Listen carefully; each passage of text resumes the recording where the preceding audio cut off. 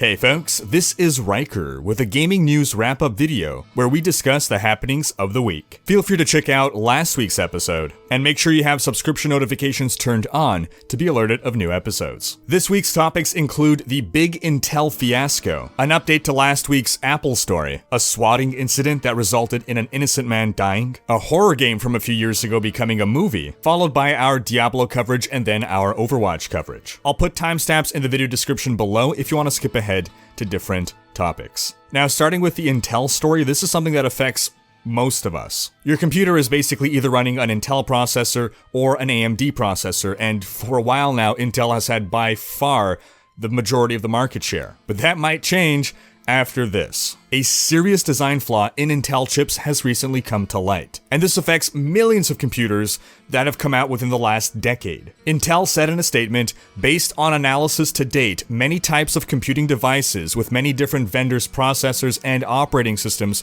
are susceptible to these exploits. Basically, this flaw creates a security vulnerability, and optimistically, this vulnerability could be leveraged by malware and hackers to more easily exploit other security bugs. But in the worst case scenario, this could be exploited to steal all your passwords. And this isn't just a hypothetical threat, because ever since it came to light, some coders have gone to work on producing proof of concept programs to show how this could actually be exploited. This is a huge screw up from Intel that is leaving Microsoft scrambling to update their operating system to fix this. There currently exists a beta version of the Windows patch if you want to go update immediately. Otherwise, this will be pushed to you pretty soon. And I do encourage you, please do keep your systems up to date.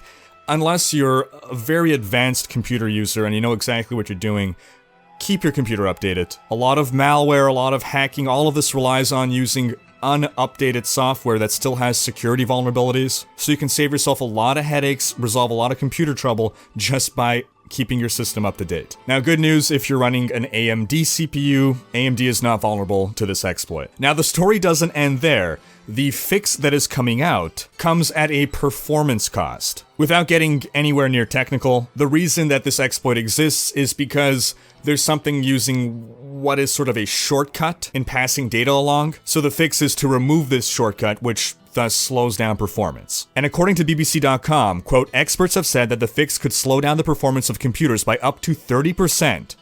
But Intel played this down, saying that, quote, for the average user, performance impacts should not be significant and will be mitigated over time, end quote, end quote. According to theregister.co.uk, the fixes to this exploit will see a performance hit of 5 to 30%, depending on what task the computer is doing and what model the processor is. For instance, more recent Intel chips will cope a lot better. But the good news is that game performance shouldn't be impacted too much here. We've got early reports from beta users who are doing benchmarks and finding there are negligible performance differences on both new and old CPUs when it comes to gaming. But these reports also suggest that virtual machines are likely to see the biggest performance impact, up to 30%. Some benchmarks are reporting for the newest CPUs about a 2 to 4% performance drop, and for older CPUs like the 4690K, we're seeing a range of about a 1.5 to 13% drop with about an average of 5% drop. So the performance drop is certainly there, but it's not nearly as dramatic as the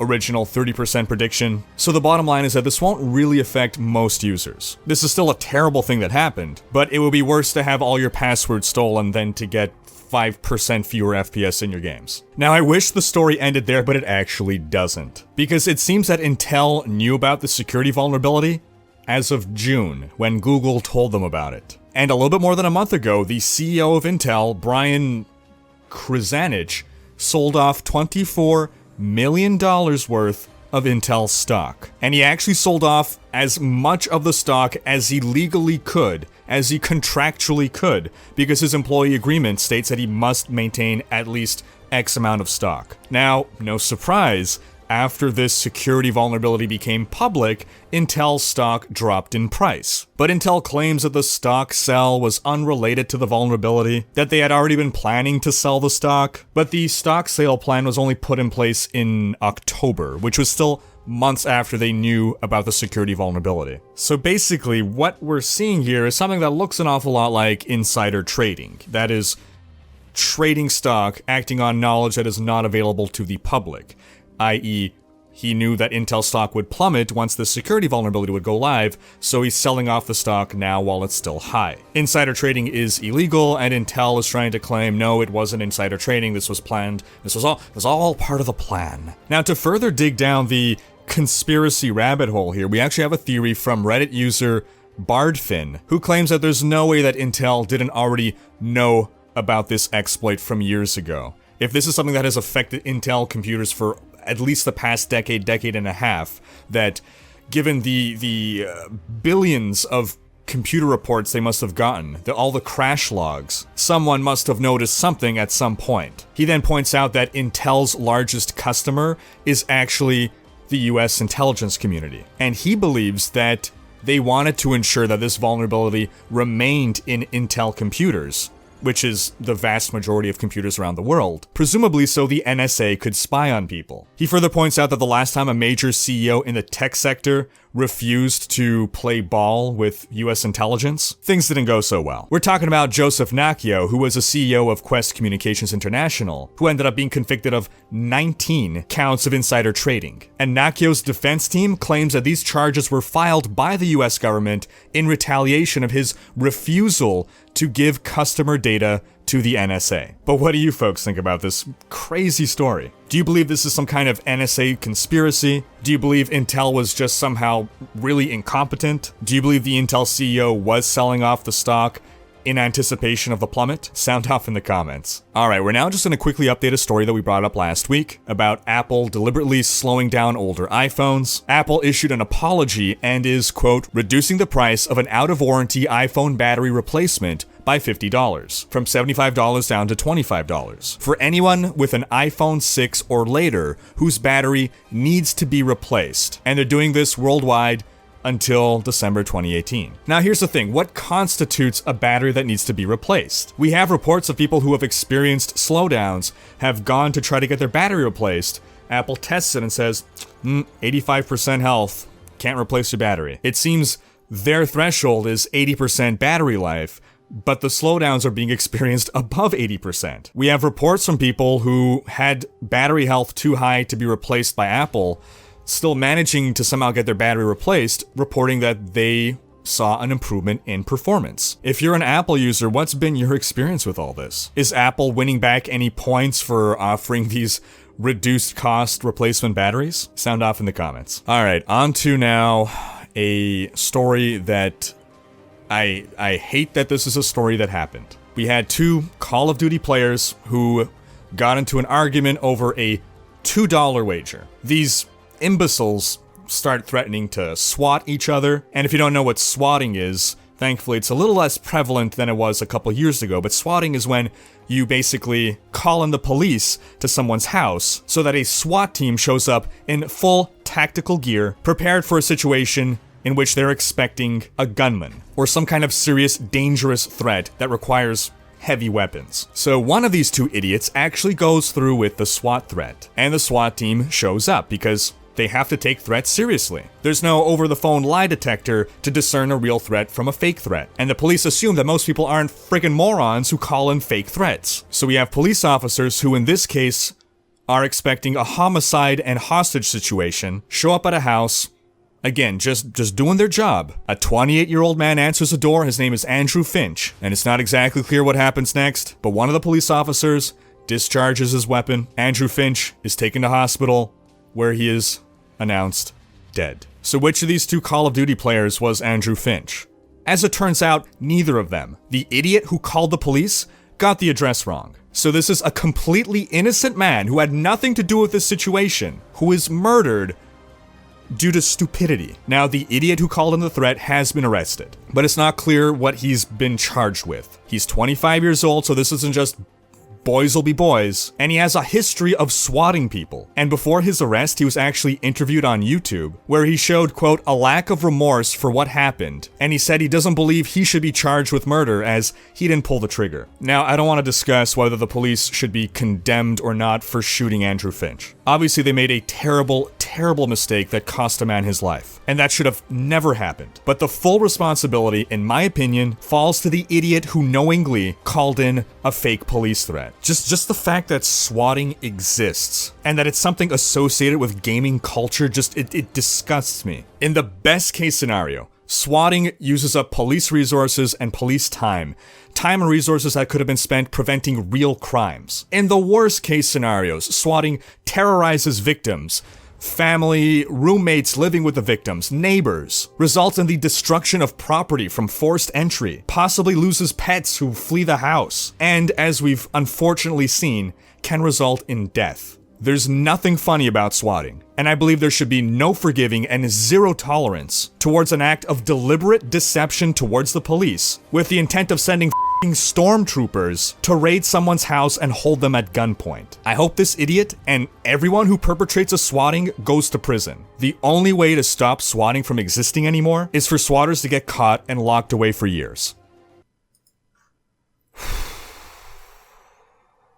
On to lighter news. An official movie poster for Slender Man has been revealed. You remember Slender Man, right? That creepypasta meme from years ago? Slender Man first appeared almost a decade ago in 2009, and the popular video game came out in 2012 with its sequel coming out in 2013, and basically no one's cared about Slender Man since. Yet somehow in May of 2016 it was reported that Sony Pictures had started development of the Slender Man film, and it's gonna release in May 28th, 2018. It's a cool poster, and I love the mythos of Slender Man, but you think this is a case of just being too late? I'm certainly curious about it, but if you want to capitalize on the popularity of Slender Man, that window has closed. I think I'd still want to see the movie though. How about you folks? Do you still care at all about Slender Man? Is it too passé? The movie will likely be terrible, but, you know. Alright, on to Diablo news. The Darkening of Tristram event has started. It kicked off January 1st with the Precursor event. Temporal cultists could be found throughout the game who drop pages, and if you accumulate all 7 different pages, you unlock a special cosmetic portrait. The portal to the Diablo 1 Rift opened up on January 3rd, and the event will run throughout the month of January. You can check out this video here for a guide on how to get all the cosmetics available throughout this event. Now with 2017 having come to a close, we have one Redditor, To Be Ruined, that's his name, who brought up an interesting discussion topic on the Diablo 3 subreddit. He posted something of a Diablo 3 year in review, highlighting all the things that we got in Diablo 3 this year and asking what do people expect to get for 2018. In 2017, we got the Diablo 1 anniversary event, we got the 64-bit client version of Diablo 3, which, this is an engine overhaul, this is a huge deal. We got the armory to save our builds, we got the crafting materials tab, we got primal items, we got challenge rifts, we got the necromancer, we got 2 new areas, we got a huge balance overhaul. And I know some people feel like Diablo 3 gets nothing, no love at all, but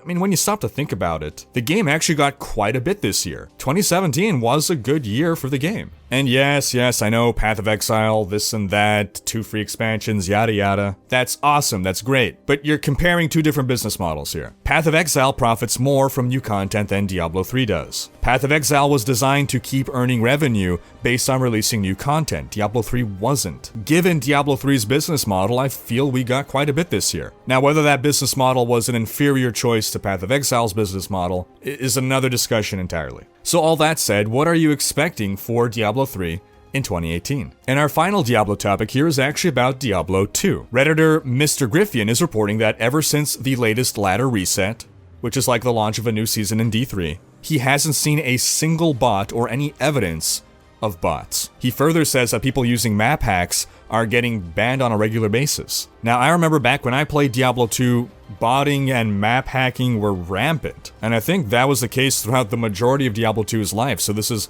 very surprising to know that all of a sudden Blizzard has implemented ways to put a stop to it, is really acting to prevent it. I know today a lot of people complain about botting in Diablo 3, but botting had much more widespread repercussions in Diablo 2. Botting controlled the entire economy. So this is really interesting news, and certainly a hopeful sign for the Diablo franchise in general. On to Overwatch news. Nerfs inbound. We've gotten word from principal designer Jeff Goodman that nerfs are coming to the PTR, the test server, to Junkrat, and heavy nerfs to Mercy. Junkrat's concussion mine will now deal less damage to targets further away from the explosion center. But as for Mercy, oh boy, Blizzard does not know what to do with Mercy. Now Mercy's Valkyrie form no longer makes Resurrect instant. It no longer grants a bonus charge of Resurrect. The speed boost that Guardian Angel receives has been decreased by 50%, and the duration of Valkyrie has been reduced from 20 to 15 seconds. What are your thoughts on these Mercy changes? Does Blizzard just need to leave Mercy alone? Does Blizzard need to revert Mercy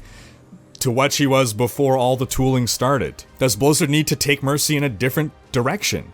Is the problem simply that no character should have a Resurrect ability? Let's hear your thoughts. Also this week, we got a Happy New Year video from the Overwatch team. We learned about a bunch of intentions and development processes going on the team. For instance, they're currently working away on Hero 27. And one thing that was emphasized is that what's more important is that they get the hero fun and playable and ready for release, rather than focus on reaching some arbitrary release deadline. So while heroes have been releasing on a regular pattern, an almost predictable pattern so far, it's possible we may have to wait a little bit longer for the next hero. We learned that the new map Blizzard World will be releasing very soon. We learned that the new New Year event, this time Year of the Dog, will be expanded upon relative to last year's New Year event. The Uprising event will return and be expanded upon as well. We learned that a ton of new content will be added to the base loot box, not just in the special event loot boxes, that all the Blizzard World skins will be added to base loot boxes. They're so nice. And we learned that Blizzard really wants to work on telling and expanding the lore and story of Overwatch. Also in Overwatch news, Season 8 of Competitive has started. That is all. Little tidbit brought up by Redditor Lady Lion. A new Pharah voice line seems to now be in effect in the game. This was heard on the map Temple of Anubis.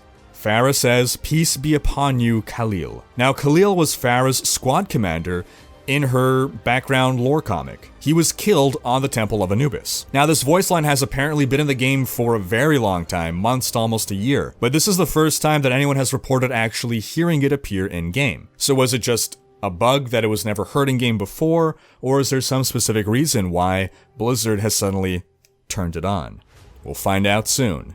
Or possibly never. And we're gonna finish off Overwatch news with just some cool stuff going on in the world of Overwatch, starting with this fan-made map called Cairo, made by Joseph Lorente. Now, he gave us a preview of this map a couple months ago. I believe we covered it in a video, but now it is fully finished. He says that it took him about 2 months to finish. We saw another map from him in the past, a map called Favela, and that took him 2 weeks to finish, but it was a smaller map, and also he was able to work on that one full-time, whereas this one, he was busy with school stuff as well. It's exceptionally well made. It looks like it could be a real Overwatch map. And good news for Mr. Lorente here. Jeff Kaplan himself commented saying, "Amazing work, we'll be in touch." Do I smell a job offer? On to our next cool thing here. We've got some fan art by Grigory Dikov. This is, geez, his name sounds like Dickoff. This is Soldier 76 in the Warcraft universe. It is such an amazing piece of artwork. I love it. I'd love to see this skin. Then we have this art produced by Extreme Ghost, the Overwatch crew as X-Men. We've got Deadpool Reaper, Cyclops 76, Rogue Ana, Apocalypse Fist, Storm Pharah, Torburine, Tracer Jubilee, Gambit Genji, Nightcrawler Lucio, Symmetra Mystique, Juggerhard, Beast Winston, Jean Grey Mercy, and Professor Zenyatta, and many, many more. Do go check that out. I'll have links in the description to all of these things we covered today. And then lastly, we've got by Mr. Volt 777, a Mercy Staff, a fully functional, well, okay, sorry. Not fully functional, but a semi-functional Mercy Staff. It doesn't actually heal you, but it has moving parts, it has an LED display that'll change the display from healing to damage boosting. It's just a really cool prop. I'm sure some cosplayer out there would love to get their hands on that. And that's gonna wrap up our video for today. Do remember to leave a comment talking about any and every story that we've covered. Thanks for watching. Special thanks to my Twitch and Patreon supporters for making these videos possible. If you enjoy what you see on this channel and would like to support me, we've got backer rewards on Patreon, behind the scenes stuff, monthly hangouts, and more. If you enjoyed this video, please share it, check out these other videos, and subscribe to join Rhykkers Raiders for more gaming coverage.